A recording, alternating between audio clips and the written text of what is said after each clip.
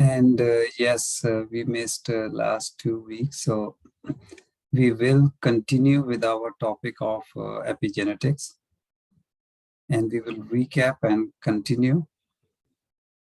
Now, this we have gone through the basic session, and now we are getting a little bit more into the science or the facts, which may help you in understanding how exactly it is working and having a better faith than just understanding that this is how it is. We are going through the work of Bruce Lipton, and there are some other masters that will be kind of included. Now, let me start sharing my file so that you can.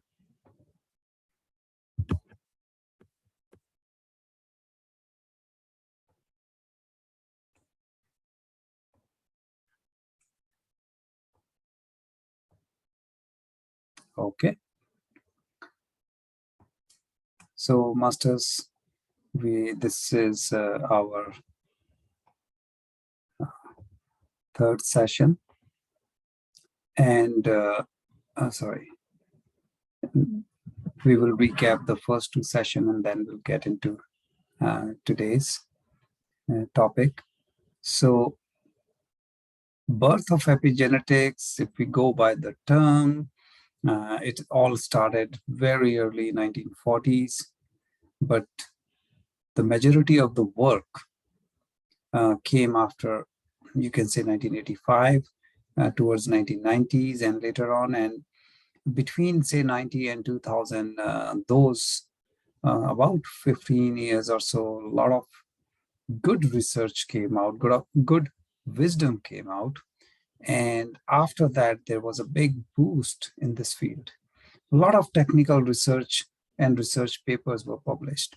So after 2003 onwards, you can see there is a big shift and interest and information both, because they go hand in hand. Now, we know that epigenetics, it is about the genetic factor, because people get fearful and they think it's in the genes, it's in the family. However, epigenetics is about that, and it tells us, yes, there may be many factors because of which sometimes we end up with in a health issue or any kind of situation, whether it's emotional, physical, mental. It includes your early development period, which is your childhood or even much before that, during even the pregnancy or any time after that. It can impact because of some environmental factors, chemical, the food is part of it, what we eat, and of course, medicine in general.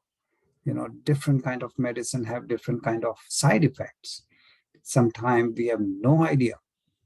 The only thing we can say whenever we take any allopathic drug is that there will be some side effect, however minor it may be. And we will see in the next session what impact it makes.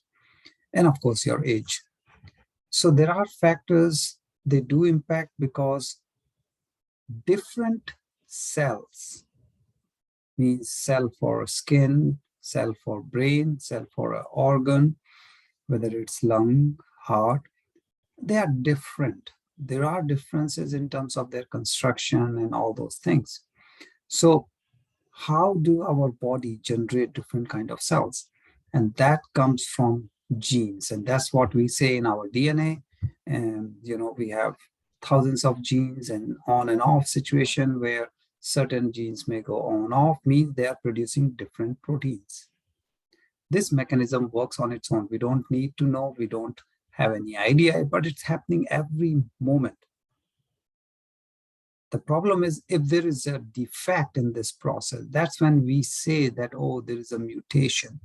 In simple term, there is a set procedure. Whenever we don't follow that procedure, we end up with something else.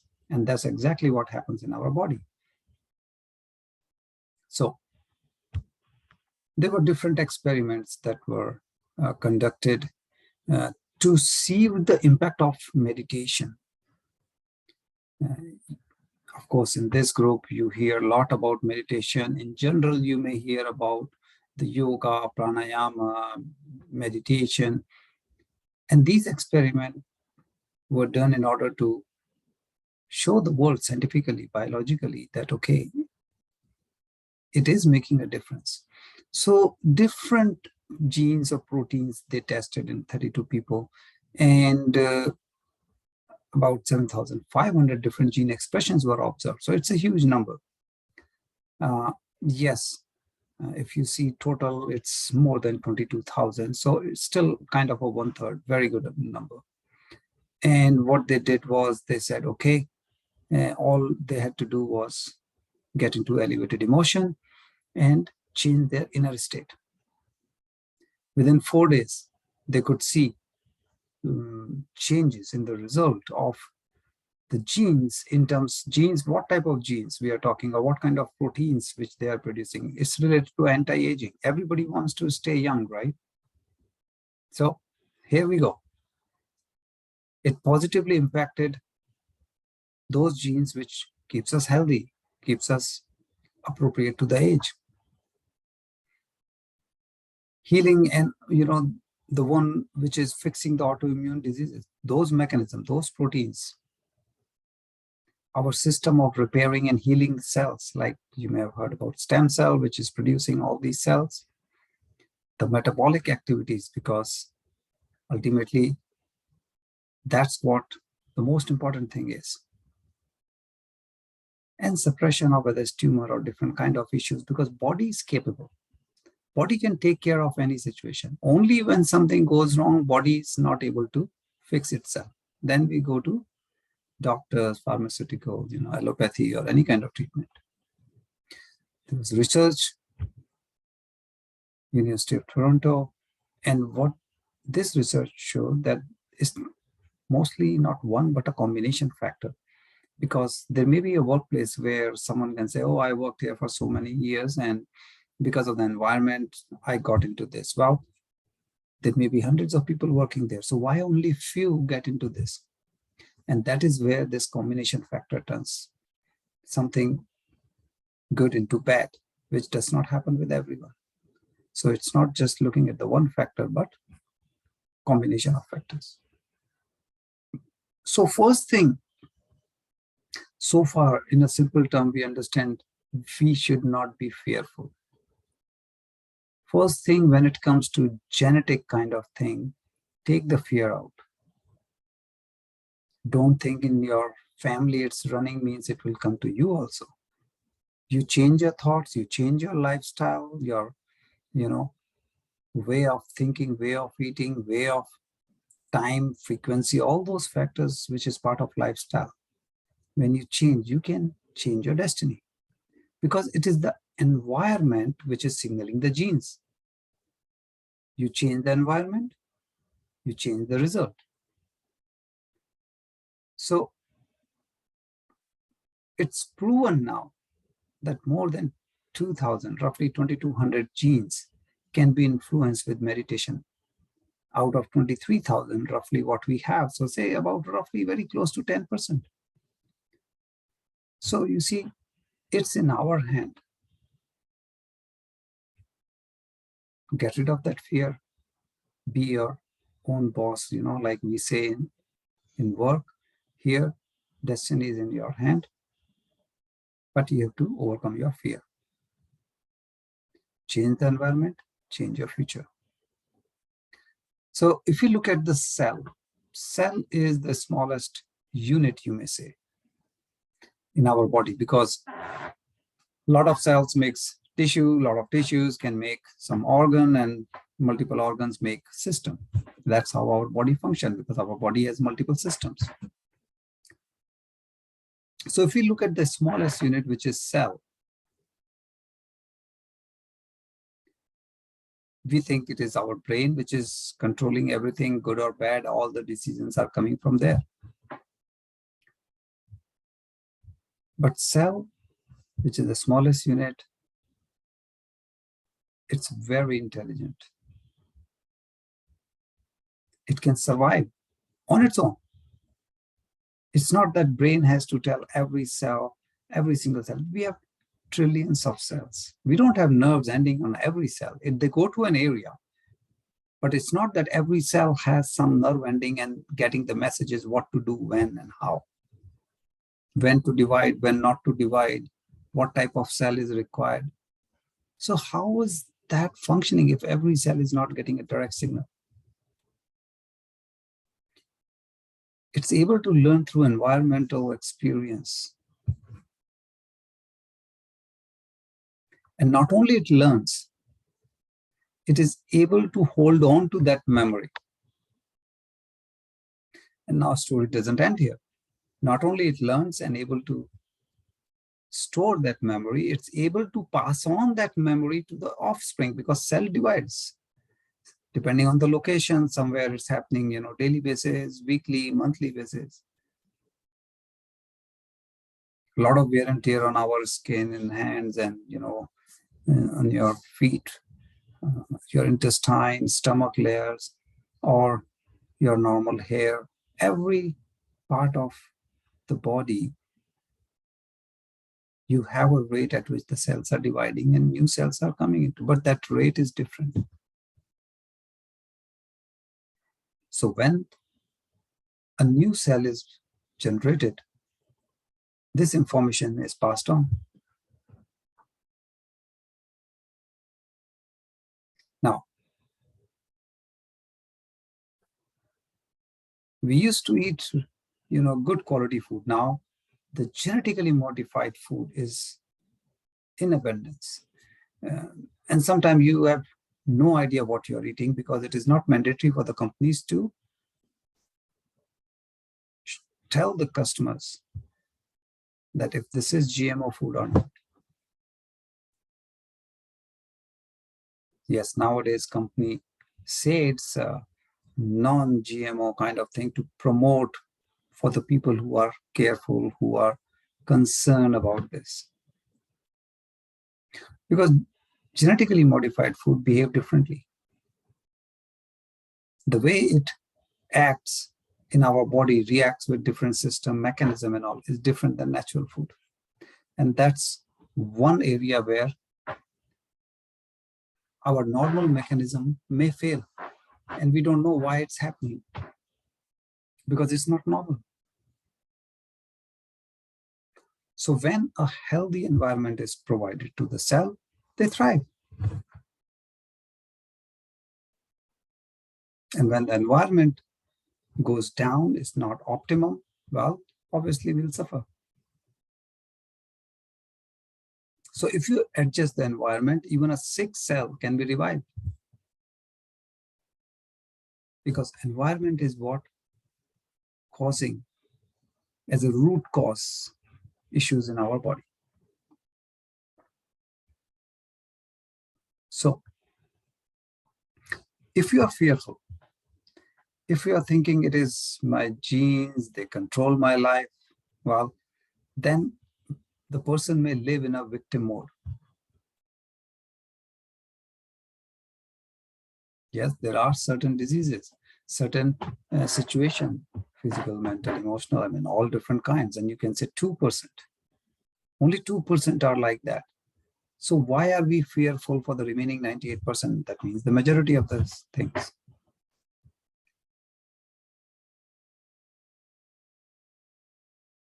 Now, very commonly, you will see people have heart issues, diabetic, those kind of things. They're not the result of one particular single gene which has malfunction, or, when we say mutation. But it's a complex interaction among multiple genes and multiple environmental factors. And this is important to learn. It's not just one particular gene has functioned differently or malfunctioned or behaving funny. No, more than one. Our body is a very complex mechanism. So there are checks and balances. The body is capable of making decision, changing things, generating means what kind of medicine you are taking, whatever it is, maybe for your issue, your body can produce that chemical. It is so smart, it can produce. Of course, it's very easy. Go to a pharmaceutical, go to pharmacy, get a medicine, take it. If you have a headache, take a pill, headache gone, you're happy. However, body can produce that too. But that takes time. It's a slow process. You have to be kind of in this, world of whether you call spirituality, meditation, and where you can communicate with your body. Most of the people running in day-to-day life, in your lifestyle is so hectic. You have no idea what's happening. You have no idea how to communicate with your body. Then it may take much longer. And that's why people say, no, allopathy is better. I take one pill, headache gone, good for me. But as a bigger picture, you end up having side effects. You end up having other issues which you may not realize now. So with epigenetic, why all this confusion? Because media plays a big role. So there is a correlation possible between two things, or causation means these are slightly different things that we are talking. Two items could be correlated. Or you can say, no, there is a straight root, cause and effect situation. If something is linked to a disease, that's one thing. Linking doesn't prove anything. Once it is proven that it is causing something, now that's another thing. Now it's clear cause and effect is established. Now that's bad. So genes are not activated until something triggers them. So there has to be a triggering mechanism. So if we can work on that trigger point, you can change your destiny. So let's look at one example. You can say, oh, the car goes from place A to place B. And keys are controlling the car. Well, it could be correlated, but is it really causing it? You may just leave the keys inside the car. That does not mean the car will start out on its own, drive on its own, and reach the destination on its own. No. Yes, you must have a key to start. But then you need some other triggering point. That means some person to take it from there and drive the car, not on its own. So sometimes we think, oh, it's just the car, the key, but it is the person we are always forgetting about. Similarly, in our body, we have to see, is it just correlated, or there is really proven the relationship? So this, again, we talked of media. People repeat so many times, genes causing this, genes causing this, that it fits in our brain, thought process, everything. We say, yeah, it's true. In fact, the other thing is more proven than this thing. This thing is not been proven. So even the latest, the scientific experiments and all are proving that no, it is not true. So there was one very complex, huge project, the Human Genome Project, which was done in 80s. And the idea was that a catalog of all the genes will be created. Scientists thought that, okay, there will be at least 120,000 different genes, and it is sponsored by pharma industry, because they thought once we prove, and even if we come out with one drug for one gene, we need 120,000 different drugs, a lot of profit, a lot of money involved. But they were surprised, they were shocked when the result came that not 120,000, our body has just under 25,000 genes. So this was disappointing for the industry. They thought they will have lots of, money because of lots of medicine. So the reason body does not have 120,000 because it is not one-to-one. One gene can produce multiple proteins. And this was clear after this big project. So as our knowledge about the cell improved, question came, is the nucleus the brain of the cell? So they did some experiment. What they did from a cell, which is the smallest unit, they took the nucleus out. And they were expecting, okay, if the nucleus is out and if nucleus is the brain, the cell should die immediately. But again, they were surprised. Nothing happened. In fact, the cell survived 2 or more months without genes because all the genes are in nucleus. Chromosome, DNA, everything is in there.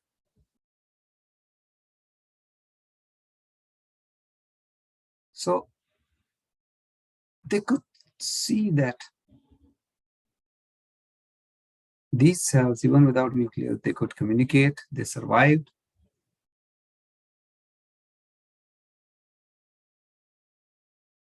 So it's clear, it's not like you take the nucleus out and the cell dies. So the question comes, how can we define true brain? What is it?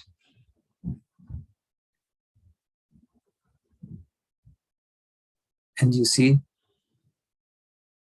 there are all kinds of creatures in this world.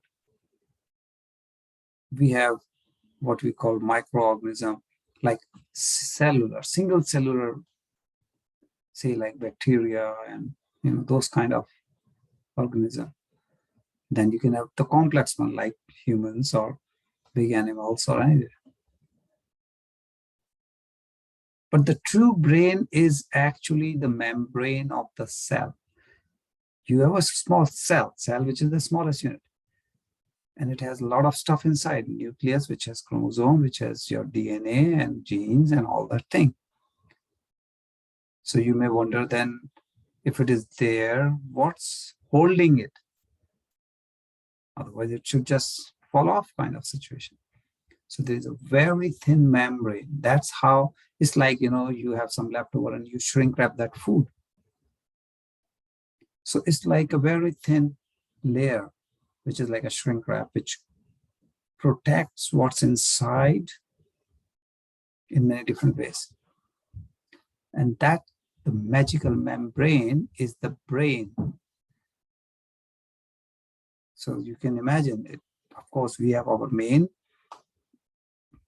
brain, each cell. We say gut is a big part of decision-making, brain again. And on top of that, every cell has this membrane, which is kind of a brain. Now, these membranes are very, very thin, 7 millionth of a millimeter. So you can imagine how thin it is. And that's why you cannot see with your naked eyes. And that is why it was discovered only after in 1950s when the scientists could develop the electron microscope. Then they could see that small stuff in the cell and otherwise. So single cell organisms, we may consider them most primitive. Millions of years back, they were there. And then from single cell, the life kept on going on. And then we had multiple complex and all kind of different organisms. So even if we talk about the single cell, like bacteria, they can sense where is food and they will reach there. And they're just single cell. That means there is intelligence, there is thought process, there is mechanism which protects the life, even if it is a single cell organism. So this is really important to understand the power of cell, especially the membrane. So, it is so intelligent that it will allow the information, the food going in and out of the cell.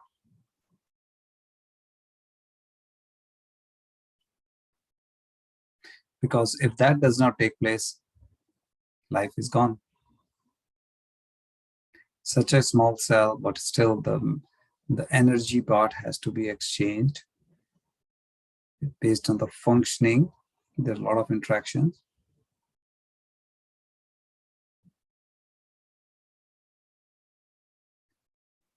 And because cell has charge,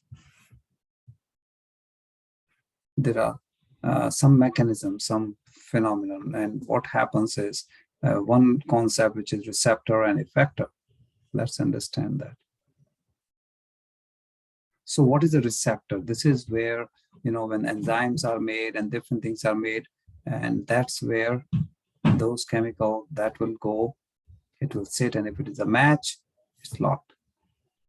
So these receptors, they provide the awareness of the environment signal.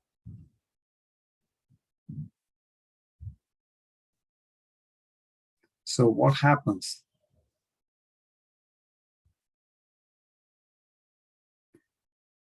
To have this match, this is where these receptors, and our cells have different kind of receptors for different things. They are like antenna. And not only it can react to the chemicals or physical thing it is, but also to the energy. Energy in the form of light, sound, radio frequency, anything.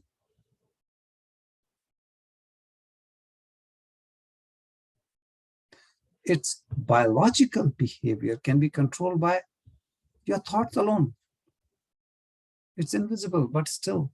And that's what we do in meditation when we are working through our whole thought process.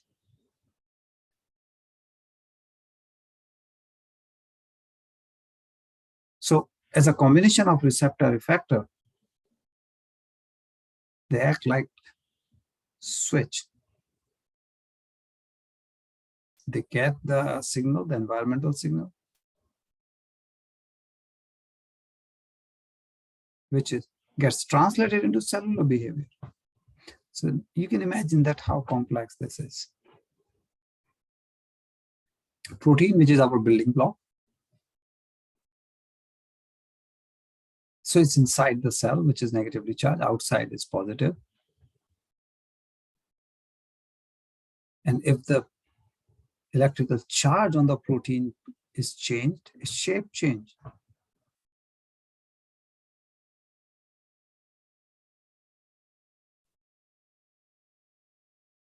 So genes do not control their own activity.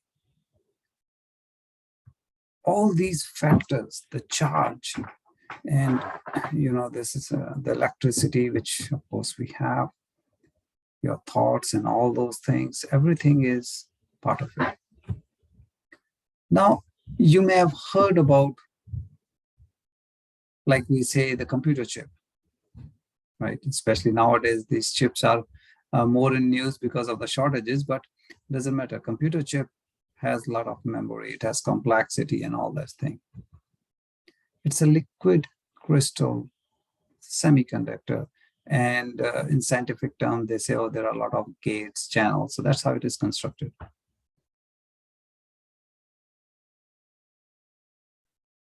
Computers and cells are programmable. For computer, it is the chip which has the storage, the memory part, programming part, how to do, what to do, and all kinds of things. So you can take cell as a programmable chip whose behavior and genetic activity are primarily controlled by the environment signal, not genes. So cell is programmable. That means we can impact one cell. That means you can impact trillions of cells that we have. So the most important thing here to understand is that it is our environmental signal which is changing the behavior.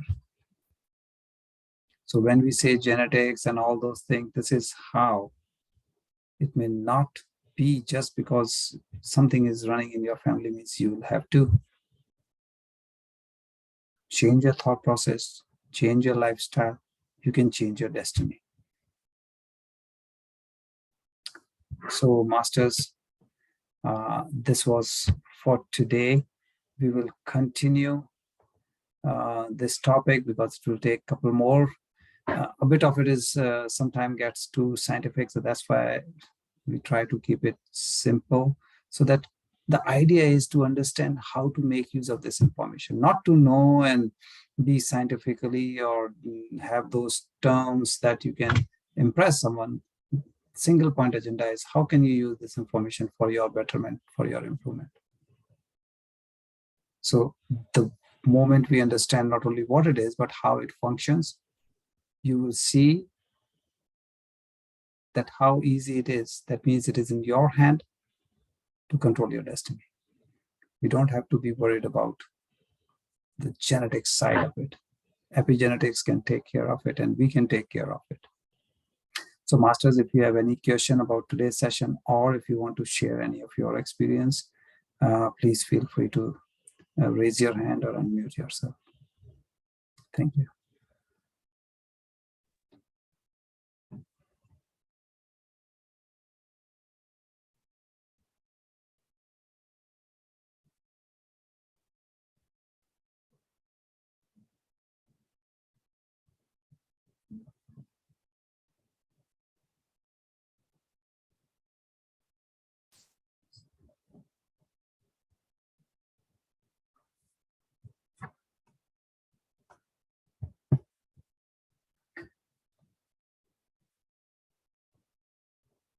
If not, then we can proceed to the meditation. But if you want to share anything, or if you do have question, yeah, please feel free to ask. Srini sir, you are Yes. unmuted.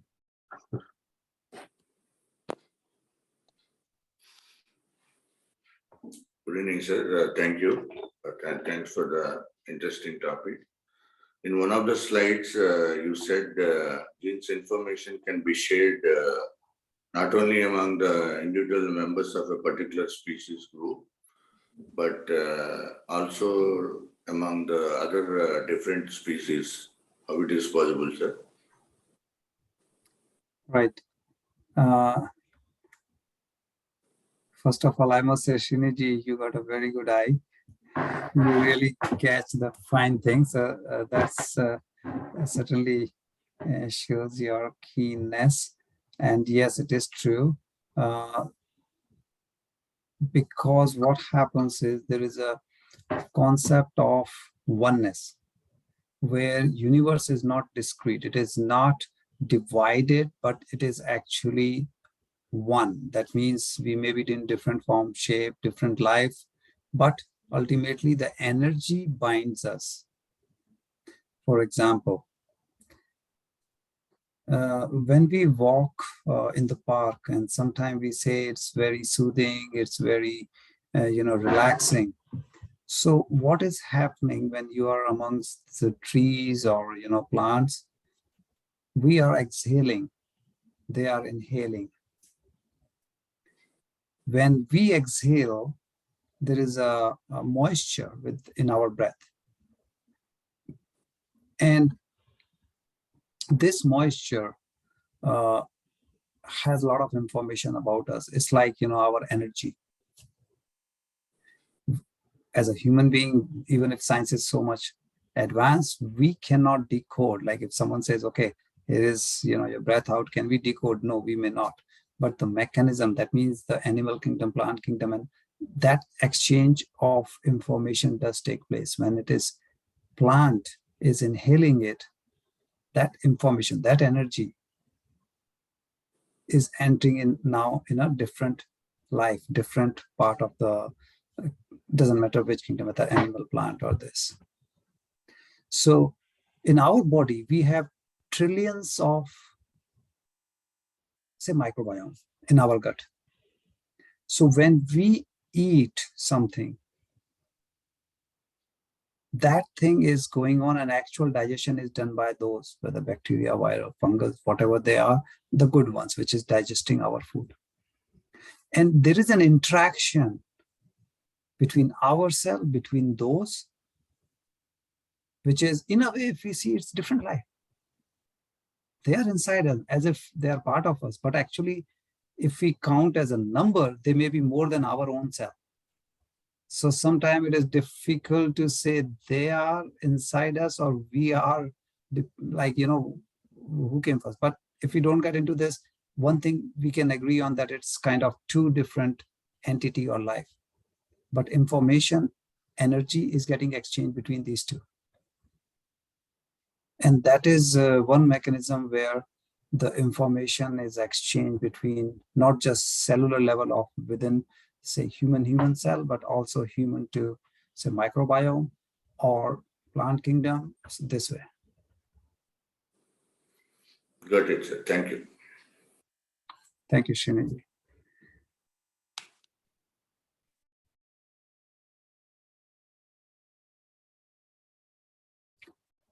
Jaspirji, I think you did. Yeah, just remember I unmuted yourself.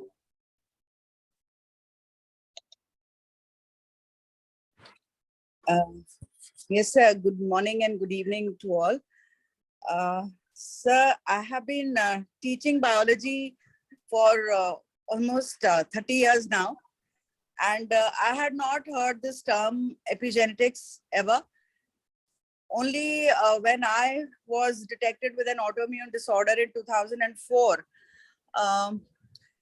and I was told there's no way out except going in for steroids and painkillers, which I was not ready for. And fortunately, I read You Can Heal Your Life that time. And I stuck to that one sentence of Louise Hay that sometimes when there's no cure outside, there is a cure inside and there's another way.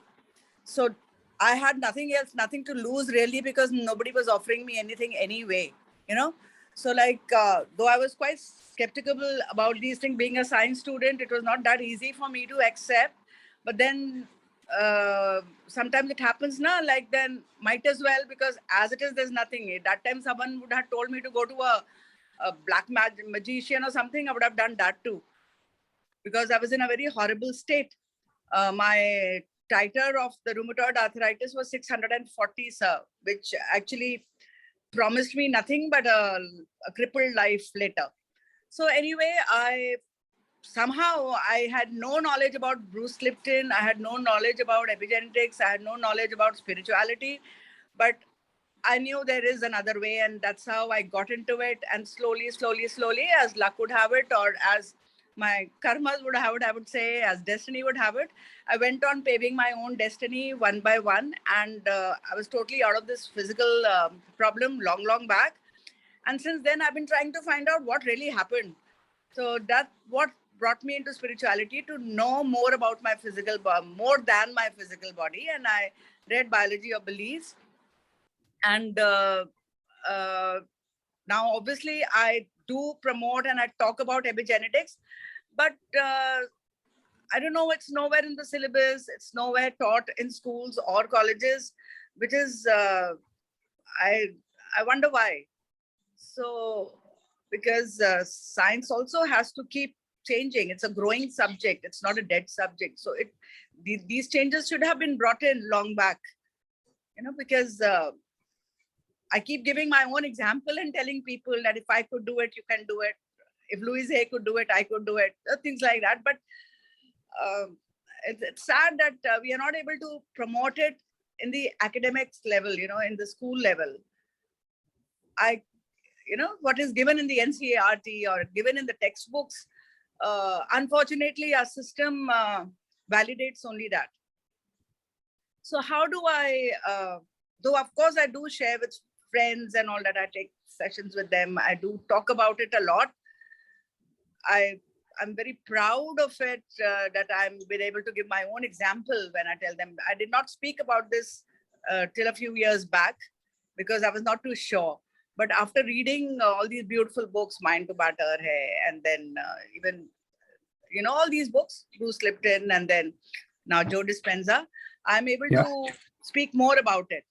But then I wanted it to be, you know, like we should be able to, being in a school, I feel sad that I'm not able to, I tell children, I still do tell children, they are doing meditation in school. I keep telling them that these things happen when you do meditation. Yes, sir. That was my concern, that why is no one working on it to change it at the root level where we, you know, gain this information in school and college and all that. So first of all, thank you so much for sharing your story.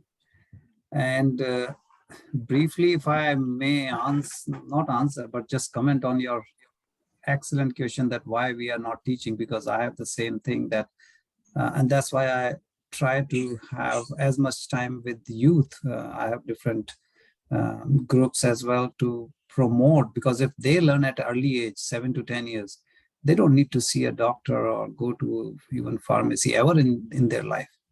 But the point here is, if everybody's healthy just by thoughts alone, then no need of all these big hospitals, big pharma, and all those things. That means that part of the economy is gone. So it is in our best interest as parents, family, friends that we share with others. But it is not in the best interest of the industry to promote such thoughts. Okay. That is So we are like unfortunately the bound truth of by, life. yeah, I understand what you're saying. So basically, at the end of the day, we are again bound by certain rules and regulations, you know, by the government or something like that, or maybe the WHO. Life is much more complicated than that, unfortunately.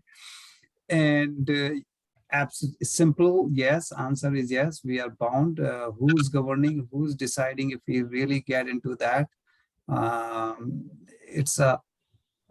And one thing, because you said NCRT, I don't want anyone to think it happens only in India. It is globally. We will probably talk in the next session, but you would see, if you go back history, even in US, because, you know, every time we are looking to the West for the answers. But if you go back in history, and certainly we will, because this is a topic in our next session of epigenetics, so you will get into this, that same thing happened in US, early 1900s, mid 1900s, that how systematically certain professions were removed from the industry, from the society. So yeah, sometimes business has its own side effects. But that's what we can do, at least promote. And nowadays, these digital media has really helped in promoting and expanding. So Zoom calls, online sessions, multiple different platform does give us this opportunity to spread this awareness. And as I said, like we can only promote by leading as an example. It's very difficult to tell your own kids and say, because it's very good, do it. Only when they see you doing it, then they follow you. So it's very important that we continue this journey, we promote continuously. It's not a one-time deal.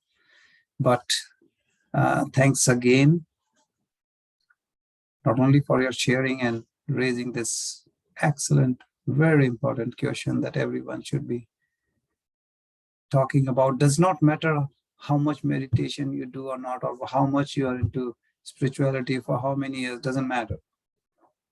One can still promote. Even if you are new, if you really understand, if you value it, we can still promote it.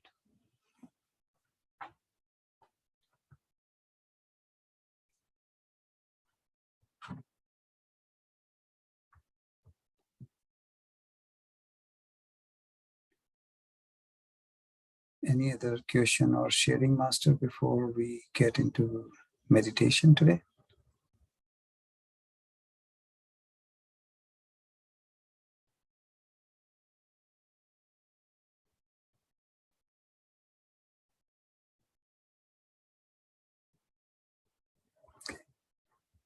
If not, then I think we can start meditation. So, Masters, let's get ready. We'll relax our body. Sit comfortably with eyes closed. First, let's slow down our brain waves by slowing down our breathing. That means if you know Anulom Vilom without a pause, that means just exhale, inhale, alternate nostril. You may do so.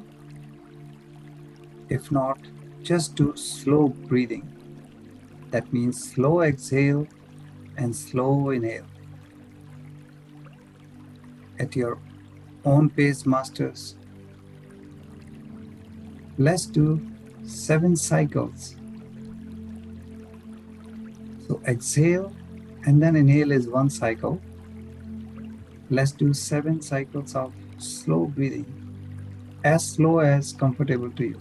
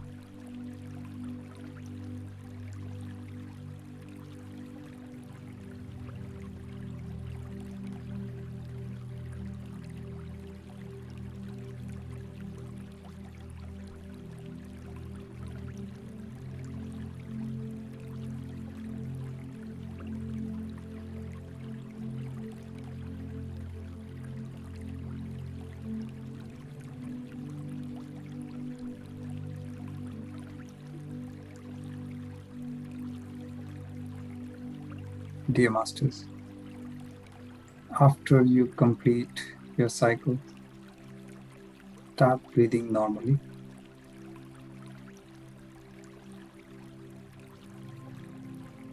Slow breathing slows our brainwave down, which helps in getting into deep meditation. So now, let's relax our body. So relax your face. Try to maintain a gentle smile on your face throughout the session.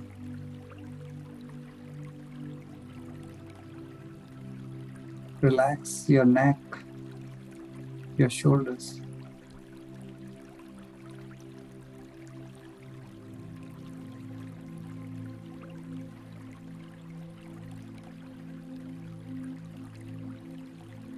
Keep your spine straight, but without any stress.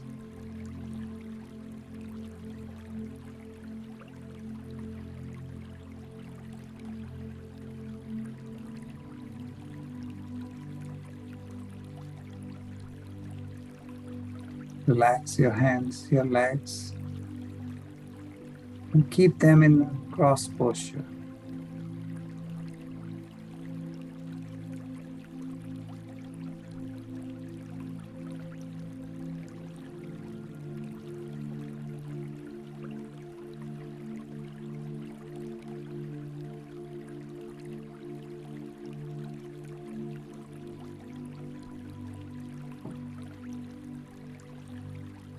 Now, for 1 minute, let's bring our affirmation in our subconscious mind, so that while we are in meditation, it gets to the universe very easily. So feel the emotion, what you would feel when your affirmation has come true. So imagine that your affirmation has come true and experience that emotion, whether it is emotion of joy, fun, gratitude, whatever you would expect when your affirmation has come true. Feel it, that it has come true, and feel the emotion for next 1 minute.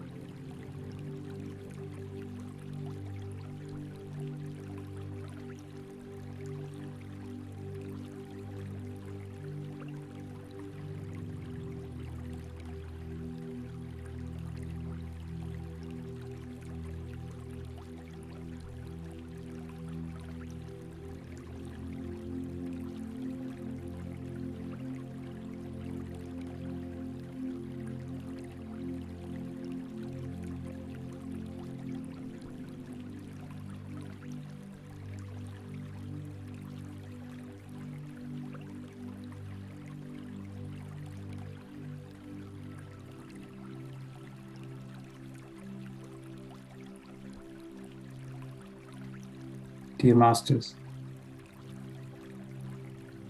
now we'll start observing our breath. So no more thoughts, no emotions, no feelings. Just start observing your breath as you inhale, as you exhale.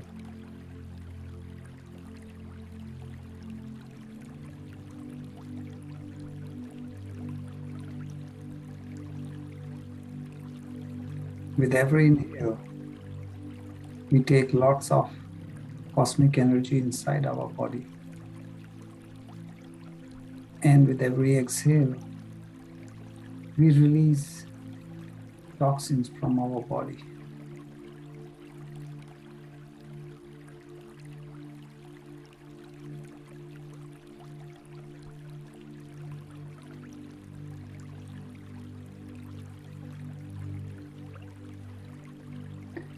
It is natural. Time to time, you may end up with some thoughts, but please don't fight with it. Don't worry about it. Just ignore and get back to your breath.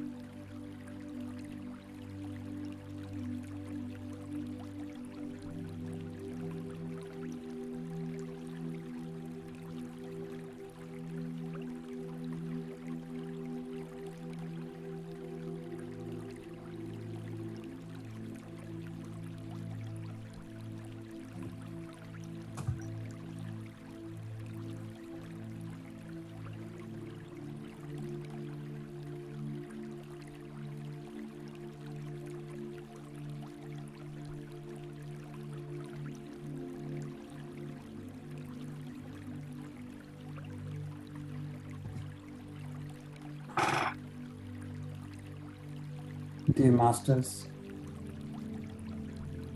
Let's rub our palms together. Place the fingers on your eyes for 5 seconds. 5, 4, 3, 2, 1, 0.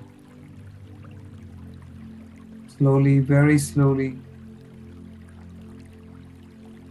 please open your eyes and come to your normal self. Come to your normal environment.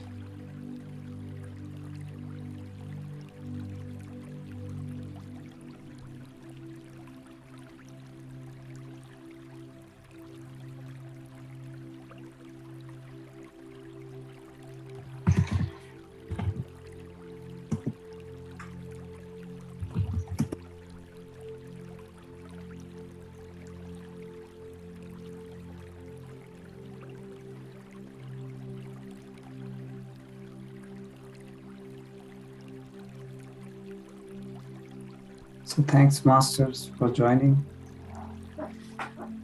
We'll continue this topic next Wednesday.